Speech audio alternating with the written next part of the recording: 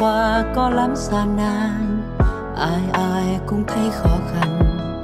Nơi xa con biết rằng mẹ chắc đang nhiều lo lắng. Dưng dưng những lúc mẹ gọi, ngoài việc dặn con hết lời, lần nào mẹ cố gắng hỏi Tết này về không con? Tết này con sẽ về, dẫu ở đâu con cũng sẽ về. Về đem hết chuyện kể ba nghe, đêm giao